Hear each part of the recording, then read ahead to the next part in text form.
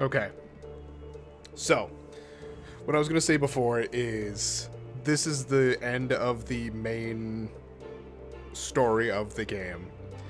If, and I think I have it, if I have the DLC, I will play that in the next stream. Um, I will not move on to Mass Effect 3 until I've done the DLC for this. Again, assuming I have it. But it goes without saying, but I have to do it, or I have to. It's my fucking stream. I can do what I want. It goes without saying that I love this game. This game is so well-paced, so well done. It has its quirks. There are things where I don't like the... actually, here, one second. I'm going to turn that down a little bit. Where, like, the probing for minerals.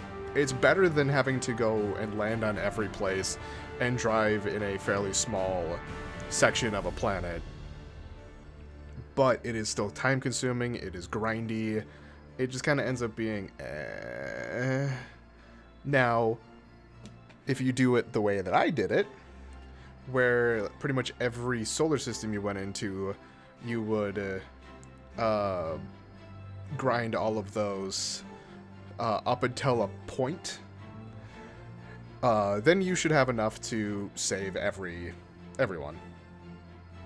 Now, like I alluded to earlier, or just straight up said earlier, the first time I played this, I wanted to get to the end of the game. I didn't think that some of those upgrades were actually going to affect things that would happen in the game. However, there was one thing that I didn't get, and it ended up where Jack was dead before we even got into the collector base. So, it makes me happy that I have the full team. But it's... yeah, it makes me super happy to do... sorry, I'm actually looking through who voiced people.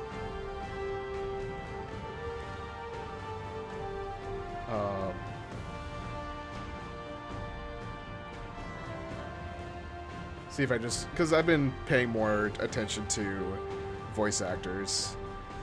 There are the Yuri... Naomi Mercer.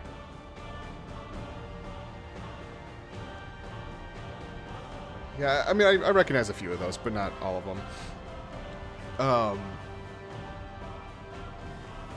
What was I going with? Oh, with the previous. So in Mass Effect 3, Jack just didn't exist.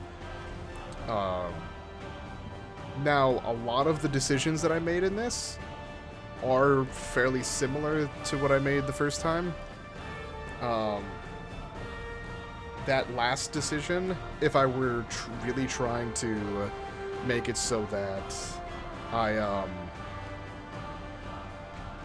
was making different decisions, I would have chosen the keep it, or to keep the Reaper. But I don't know what that would have done, and I personally don't like that decision, because the entire time I was kind of going against Cerberus, saying, like, I'm not working for you. So to all of a sudden have that in front of us and be like, no, you have to bring it back. It's like, no, fuck that. See ya. Who knows what happens to it? Because if we bring that back, then all of a sudden, what happens if if it comes back to life or whatever? But yeah, like I've said several times, out of the Mass Effect games, this is my favorite one. This is the storytelling, the music, the characters.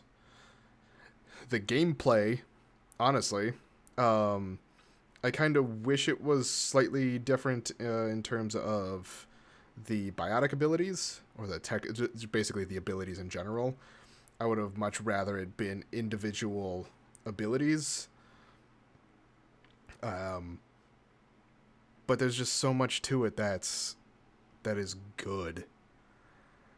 Um, so which is why, once again, when it comes down to Mass Effect Andromeda, which I will end up playing and it'll be on stream because I need to restart it. Um, it hurts because it doesn't draw you in, or at least it didn't when I played it. Like there was something, and I might have been something about the jumping. It just didn't feel like a Mass Effect game. And it very easily could have been the fact that you're not dealing with the characters that you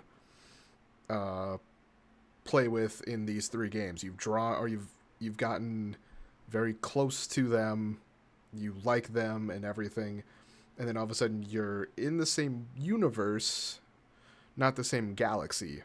You're in the Andromeda galaxy and not the Milky Way. But when it comes down to that, it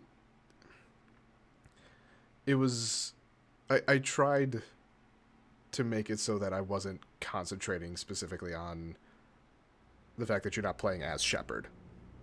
But oh well, we'll see.